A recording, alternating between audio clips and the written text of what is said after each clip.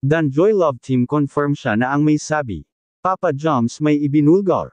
Isang mapagpalang araw sa inyong lahat mga kalingap, sanay hindi nyo po makalimutan na mag-like sa video na ito. At paunawa tapusin muna ang kabuuan ng video na ito mga kalingap at para malaman ang nilalaman nito.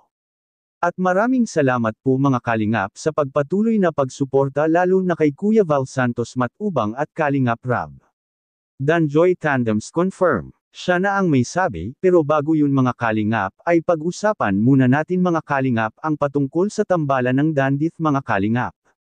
Medeth ang Leche Plan Girl ng Naga, tuluyan na nga itong iniwan ni Kalingap Dan at binuwag na ang kanilang love team mga kalingap. At marami pa rin ang umaasa na magbabalik lang sana anya ang tambalan nila ni Kalingap Dan at Medeth mga kalingap. Kahit sa maikling panahon ay marami pa rin ang napamahal sa tambalan nila ni Medeth at Kalingap Dan. At nang dahil sa pagtigil ng love team nila ay marami rin ang nasasaktan at marami rin ang nagbigay mensahe para kay Medeth mga kalingap. At ang payo ng karamihan kay Medeth na mas mabuti anyang wala na itong ka-love team at para makapag-focus si Medeth sa kanyang pag-aaral sa kolehiyo mga kalingap. Tama rin naman mga kalingap, dahil sa maaring hindi makapag-focus si Medeth sa kanyang pag-aaral kapag mayroon itong ka-love teams mga kalingap. Sabi ng ilan na sana ay pinagpatuloy pa rin nila ni Kalingap Dan ang love team nilang dalawa ni Medeth mga kalingap dahil noong si Medeth ang gustong itigil na ang tambalan nilang dalawa ay hindi nag-okay si Kalingap Dan at nagmakaawa pa ito na hindi anya niya kaya na magkahiwalay at mabubuwag ang tambalan nilang dalawa mga kalingap. Nagagawa nga nila na makipaglaban at nalagpasan ang nakaraang pagsubog ngayon pa kaya ang hindi malalagpasan nila. Kaya nakapagsabi ang ilan na hindi talaga nagustuhan si Medeth ni Kalingap Dan dahil siya na mismo ang humihiwalay sa tandem nilang dalawa mga kalingap.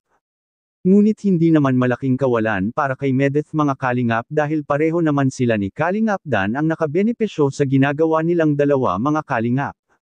Bakit? Dahil si Kalingap Rab ay nagbibigay ito ng talent fee para sa mga gustong magka-love team at sa bawat shoot nila na ginagawa ay binibigyan ni Kalingap Rab ang mga beneficiary nito ng pera para sa kanilang suporta na ibinigay mga kalingap. Malaking tulong rin sana ang love team para kay Medeth lalo na ngayon na kailangan nito ang may magagamit dahil sa pasukan na naman nila mga kalingap. Sa kabilang dako naman mga kalingap Danjoy Love Team confirm.